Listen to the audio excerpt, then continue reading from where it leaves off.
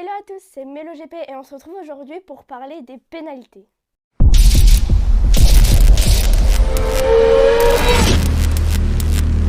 Alors il y a un certain nombre de pénalités et on va tout de suite commencer par la plus connue, les long laps. Alors déjà, qu'est-ce qu'un long lap?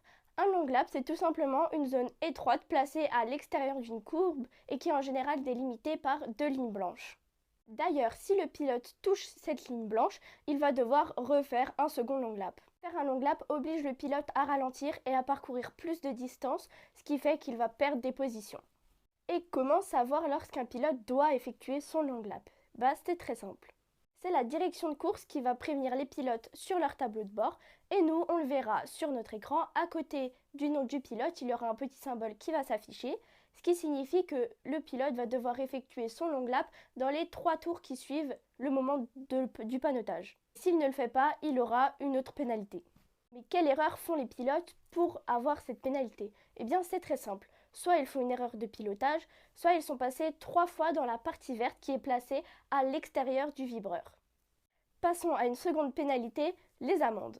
L'amende, c'est très simple, ça peut être pour une erreur de comportement, comme l'incident qu'il y a eu en Moto3 entre 2 mécaniciens en Aragon. Il y a aussi les secondes de pénalité et les places de pénalité sur la grille.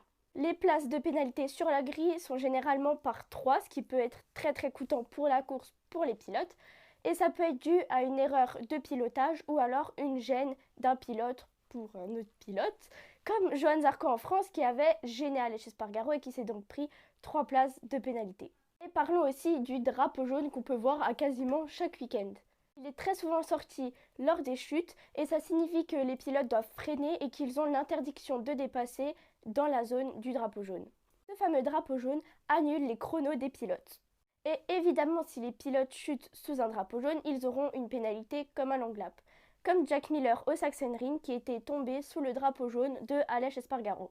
Bientôt pour de nouvelles infos GP.